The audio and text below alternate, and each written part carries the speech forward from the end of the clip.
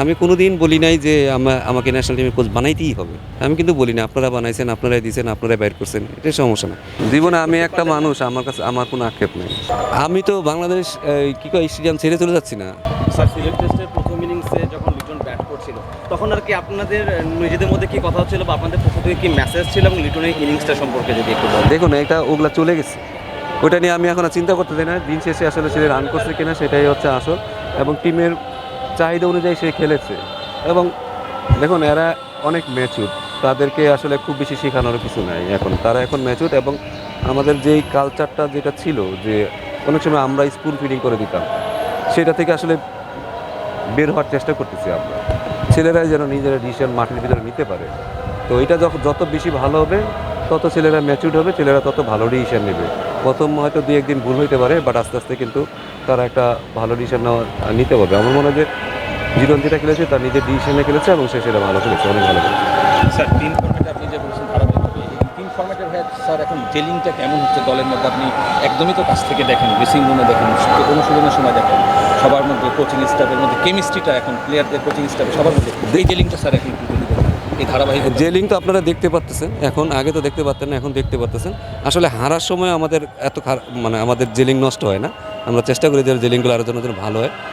পরিবেশ অনেক ভালো, ছেলেরা নিজেদের আন্ডারস্ট্যান্ডিং বেটার হয়েছে, কমিউনিকেশন স্কিল বেটার হয়েছে, যেটা আমাদের সবচেয়ে বড় সমস্যা, যে আসলে আমাদের ছেলেদের কমিউনিকেশন স্কিলটা আসলে অনেক বেটার ছিল না, এখন এটা বেটার হয়েছে।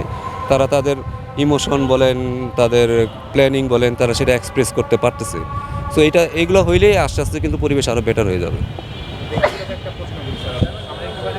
অনেক জায়গায় দেখছি যে আসলে আপনি আসলে এই সিরিজের পরে আর থাকছেন না, কিন্তু আপনারা যে ছেলেরা ক্রিকেটার যারা রয়েছে তারা আপনাকে অনেক বেশি টিম মনে করেছে, একটা ফ্যামিলি ভালো ফ্যামিলি বলা করে আপনি আপনার মানে পরবর্তী স্টেপটা একটু।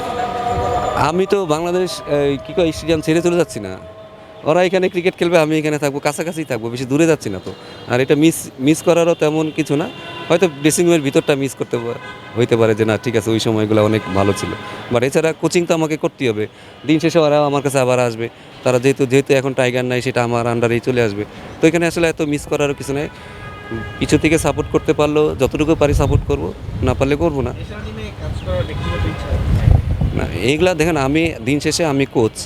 আমি কোনো দিন বলি নাই যে আমাকে ন্যাশনাল টিমের কোচ বানাইতেই হবে। আমি কিন্তু বলি না আপনারা বানাইছেন, আপনারাই দিয়েছেন, আপনারাই বাইর করছেন, এটা সমস্যা না। আর দিন শেষে আমি কোচ, আমি যেখানে কাজ করে মজা পাবো আমি সেই কাজটাই করব। স্যার নাহিদ রানাকে প্রথম যেদিন দেখেছিলেন এবং পাকিস্তান সিরিজটা শেষ করার পর যতটুকু দেখলেন, ওকে যদি রেট করতে বলে নাহিদকে অ্যাজ এ কোচ হিসেবে কীভাবে রেট করবেন? ভালো করতেছে, আপাতত ভালো করতেছে, ভবিষ্যতে ভালো করার সুযোগ আছে আরও।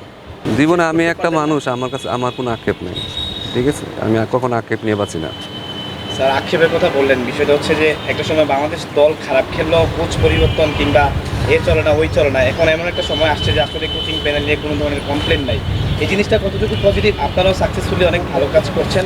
দেখুন এটা আপনারা বাইরে থেকে চিন্তা করছেন ওই সময়, যে এই হয়ে গেল সেই হয়ে গেল। আমরা তো কখনো ভিতরে যারা ছিলাম তারা কখনো ওই নিয়ে চিন্তা করি নাই, এবং আমরা চিন্তা করতেছিলাম যে টিমটা কি আগাচ্ছে কিনা, টিমটা কি সামনের দিকে বেটার হচ্ছে কিনা। তো বেটার হওয়ার জন্য দুই তিনবার আসলে বা কিছু সময় যদি আপনার নামে কেউ খারাপ কথা বলে সমস্যা নাই তো। বাট ইনসাইড যে আমরা যারা ছিলাম তাদের মধ্যে কি সমস্যা ছিল কিনা সেটা হচ্ছে ইম্পর্টেন্ট। তো আমার মনে হয় যে ভিতরে আমাদের কোনো সমস্যা ছিল না। আমরা চাইছি টিমটা যেন আগাক এবং টিমটা যেন একটা ভালো অবস্থায় যায়। আমার মনে হয় যে লাস্ট 6টা মাস আমাদের ওই প্রোগ্রেশনটা হয়েছে।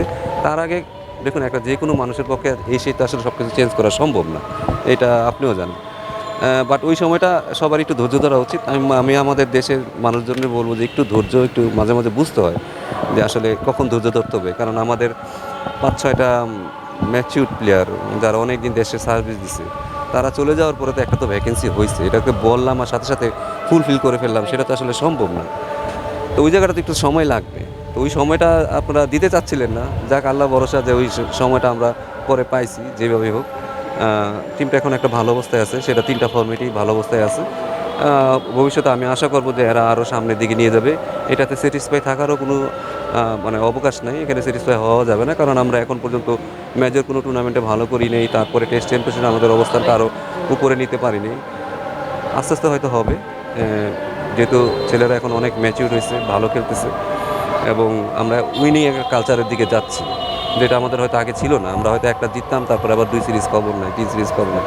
বাট এখন ছেলেরা ডে বাই ডে উইনিং একটা কালচারের দিকে আসছে, একটা সময় এটা হ্যাবিটে পরিণত হয়ে যাবে।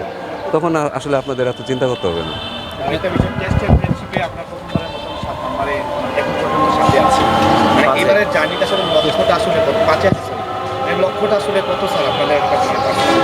স্যার একটু ক্যামেরার দিকে স্যার। দেশের জন্য আমরা না হারি, দেশের যতগুলো টেস্ট আছে সেটাতে আমরা যেন না হারি, এটাও আমাদের একটা ভালো লক্ষ্য হবে। যদি আমরা এখানে সবগুলো টেস্ট ম্যাচ জিততে পারি এবং বাইরে যতগুলো সিরিজ আছে, যদিও টাফ সিরিজ, সাউথ আফ্রিকা বলেন, অস্ট্রেলিয়া বলেন, অনেক টাফ সিরিজ, সেখান থেকে যদি আমরা 2-1 টেস্ট জিততে পারি, আমরা মনে হয় যে টপ 4 শেষ করতে পারবো। তাহলে এটা আমার মনে কাছে মনে হয় যে এটা একটা অনেক বড় অ্যাচিভমেন্ট হবে।